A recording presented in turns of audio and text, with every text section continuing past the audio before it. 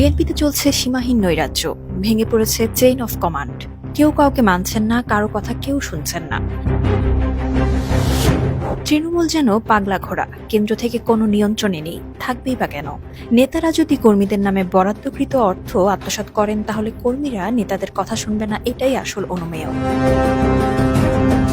কারো পৌষ মাস, কারো সর্বনাশ, এমনই অবস্থা দেখা দিয়েছে এখন বিএনপির নেতাকর্মীদের মাঝে। কেউ আন্দোলনে জীবন বাজি রেখে লড়াই করছেন, আর কেউ আন্দোলনের পয়সা দিয়ে নিজের আখের গুছিয়েছেন। বিএনপির কেন্দ্রীয় নেতারা আন্দোলনে লাখ লাখ টাকা আত্মসাৎ করে গড়েছেন সুবিশাল অট্টালিকা। অন্যদিকে বিএনপির তৃণমূল নেতাকর্মীরা নাকি কোনো মতে জীবন পার করছেন।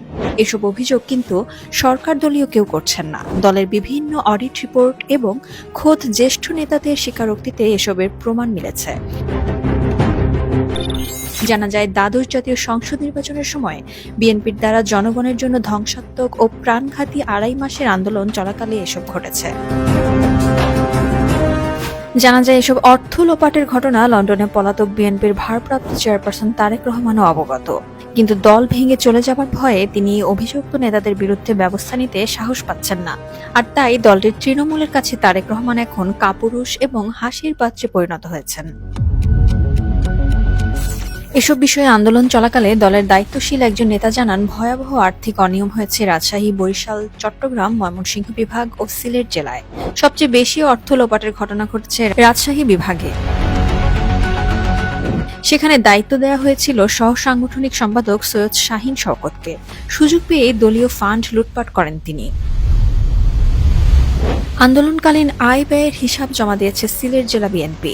ওই প্রতিবেদনে 8,75,000 টাকা আয় এবং 25,05,000 টাকার খরচ দেখানো হলেও লন্ডন ও যুক্তরাষ্ট্র বিএনপির একাধিক নেতা অভিযোগ করে বলেন, আন্দোলনকালীন তারা বিভিন্ন সময়ে 20 লাখের ওপর টাকা দিয়েছেন, অথচ সেই টাকার হিসাব প্রকাশ করা হয়নি। একজন কেন্দ্রীয় নেতা বলেছেন, তিনি নিজে 60 লাখ টাকা দিয়েছেন জেলা বিএনপিকে। সেখানেও 30 লাখ টাকা খরচ হয়েছে বলে মৌখিকভাবে জানানো হলেও এটিও হিসাবে দেখানো হয়নি। বরিশাল বিভাগের চেয়েও ভয়াবহ অবস্থা চট্টগ্রাম বিভাগে। আন্দোলন চলাকালে দলের আর্থিক সহায়তার বাইরেও বিভাগের অনেক ধনাঢ্য নেতা ও ব্যবসায়ীর কাছ থেকে চাঁদাবাজি করা হয়, তবে এর ছিটেফোঁটাও পায়নি তৃণমূল নেতাকর্মীরা।